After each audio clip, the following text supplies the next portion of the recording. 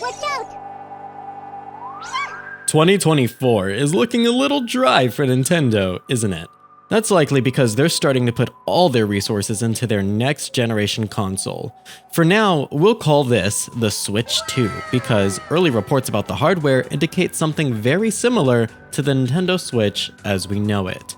And thank goodness, because the Switch is just a clever and unique idea we all want to see expanded rather than tossed. Yeah, luckily, it seems the next Nintendo console will essentially be a Switch with better specifications, and most reports seem to confirm very similar aspects about it. So why not go over what those reports are to deduce what kind of software we're gonna see from it? For starters, it seems the reveal for the Switch 2 is coming soon, possibly even next month. This was stated by CentroLeaks sources and even backed by stealth sources. Now this isn't to be confused with the Nintendo Direct supposedly coming next week, which was also reported by Centro and stealth sources. The Direct will simply be a partner showcase for Nintendo Switch, and of course we'll also have a Pokemon Presents coming at the end of this month for Pokemon Day.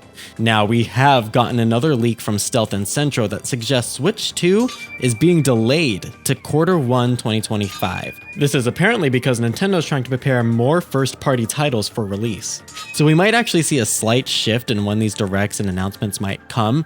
So instead of waiting forever for a reveal trailer, why not just talk more about the system specifications? That's a much more fun conversation to have. You might be asking why we should be excited for Switch 2 when the Switch already has such a massive library and there's still a few more games coming in 2024.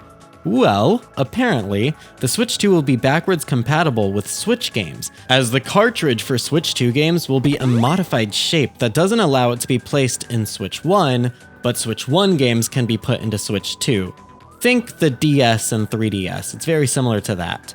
Furthermore, and this is the coolest part of the most recent leaks, is that playing Switch 1 games on Switch 2 will actually boost the performance a bit. It's unclear so far if this only stands true for handheld or for docked as well, but it's a welcome addition no matter how you look at it.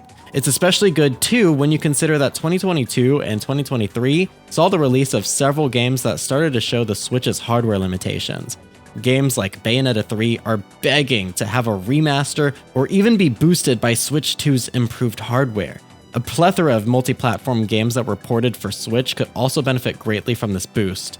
It's worth noting that these claims are backed both by CentroLeaks sources and stealth sources, so it's pretty trustworthy. Beyond boosting Switch games, it seems Switch 2 titles will be quite the lookers.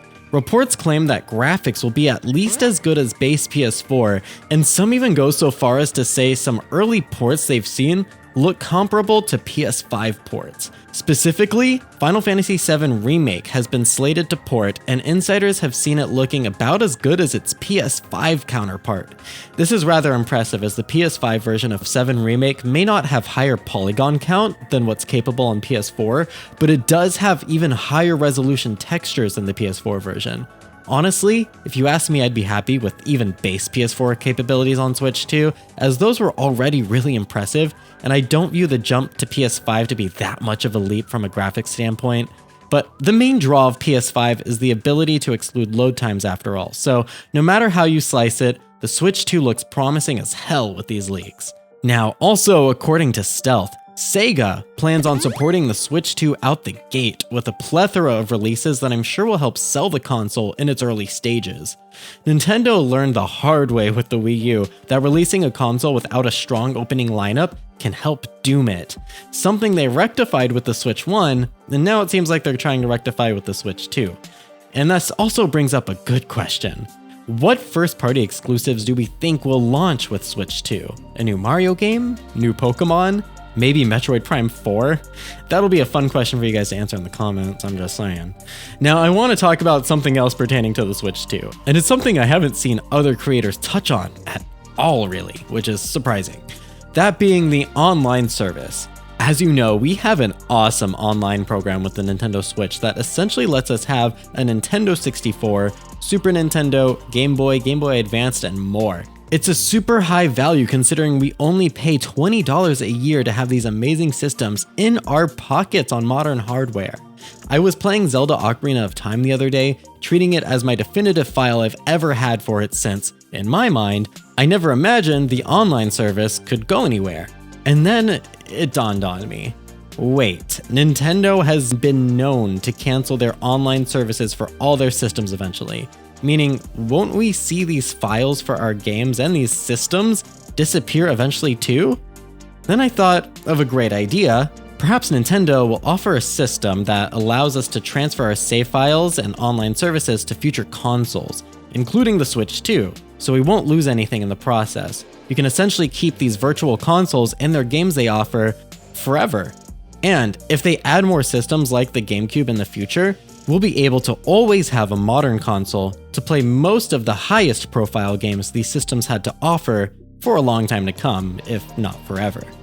I'm really hoping they do this, but I do acknowledge the scary thought that these virtual consoles may disappear forever eventually, which would really suck because old systems, particularly older cartridge-based systems like the Nintendo 64, don't really work well anymore, if at all. Like, I can't get the system to work. I'll blow the cartridge as much as I need to, the game still won't play.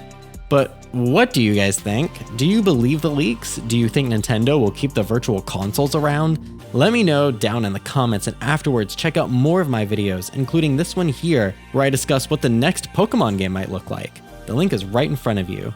I've been johtojonny, and I'll see you in the next one.